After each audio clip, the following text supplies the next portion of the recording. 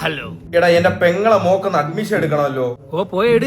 അല്ല നീ പോയി എടുക്കണം. പെങ്ങക്കല്ലേ അഡ്മിഷൻ, ഞാൻ പോണോ എന്തിന്? എടാ അവരെ കൊണ്ടുപോകാൻ ആരുമില്ല.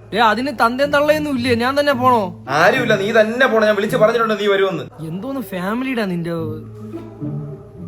എടാ നാട്ടിൽ നിൽക്കുന്ന നീയല്ലേ ഉള്ളൂ. നാട്ടിൽ ഞാൻ നിക്കുന്ന പറഞ്ഞു. ഒന്ന് പോയിട്ട് പെട്ടെന്ന് പോട്ടെ. ശരി, ഞാനും കയറി പോകാൻ പോണു. പിന്നെ നാട്ടിൽ നിക്കുന്ന പറഞ്ഞ എല്ലാ കാര്യത്തിനും എന്നെ വിളിപ്പ്. വേറെ തൊഴിലില്ല എനിക്ക്.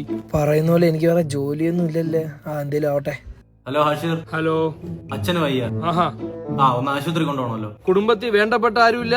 വേറെ നാട്ടിൽ നീയല്ലേ ഉള്ളൂ, നീ എന്നെ ഒന്ന് കൊണ്ടുപോയിട്ട് വാ. നിനക്ക് വേറെ ജോലിയൊന്നും ഇല്ലല്ലോ. ജോലിയിൽ ആര് പറഞ്ഞു? എനിക്ക് ഒരുപാട് തിരക്കുണ്ട്. എടാ പിന്നെ വൈഫ് പ്രഗ്നന്റ് ആണ്, ഒരു മസാല ദോശ വാങ്ങിക്കൊടുക്കണം പോകുന്ന വഴിക്ക്. എന്തൊക്കെയാടാ ഞാൻ ചെയ്തു തരാനുള്ളത് നിനക്ക്? നിന്റെ ജനിക്കാവണ കൊച്ചിനുള്ള സ്നഗ്ഗിയും കൂടെ ഞാൻ വാരിക്കൊണ്ട് ഇപ്പൊ കൊടുക്കട്ടാ. ഇനി ഓടണ്ടല്ല. ചേട്ടാ ഒരു മസാല ദോശ. മൊരിഞ്ഞത് വേണോ? ചേട്ടാ മൊരിയൊന്നും വേണ്ട, മോശമായിട്ടൊക്കെ ഉണ്ടാക്കി തന്നാ. അപ്പൊ ഇവിടെ സ്ഥിരം ഉണ്ടാക്കുന്നത്. അത് തന്നെ. രണ്ട് മോശപ്പെട്ട ദോശ. കൂട്ടുകാരന് വാങ്ങാൻ വന്നേ. ഓ ഫ്രണ്ടിന്റെ അച്ഛന് ദോശ വാങ്ങിക്കാൻ വന്ന. ഫ്രണ്ട് ഇവിടെ നാട്ടിയില്ല. അതായത് ഫ്രണ്ടിന്റെ അച്ഛന് വേണ്ടി വന്നല്ലേ? നീ നിന്റെ അച്ഛന് വേണ്ടി എന്തെങ്കിലും പുറത്തിറങ്ങിയിട്ടുണ്ടാ? നീ ഇറങ്ങിയിട്ടുണ്ടോ? നീ നിന്റെ കൂട്ടുകാർക്ക് വേണ്ടി ഇങ്ങനെ നടാ മസാല ദോശ നോക്കി വാങ്ങി വല്ല തൊഴിലിന് പോടാ. അല്ലെങ്കിൽ അമ്മ ഓരോ കാര്യങ്ങൾ പുറത്തുനിന്ന് വിളിച്ചിങ്ങനെ പറഞ്ഞോണ്ടിരിക്കും. ഇവനെ പറഞ്ഞിട്ട് എന്തോന്ന് കാര്യം? വേറൊരു യൂണിവേഴ്സിലെ ഞാനാണ് ഈ നിൽക്കുന്ന. ഗൾഫിലും യൂറോപ്പിലുള്ള കൂട്ടുകാരന്മാർക്ക് വേണ്ടി നാട്ടിൽ ഇങ്ങനെ മരിച്ചു നിന്നോണം നമ്മള്.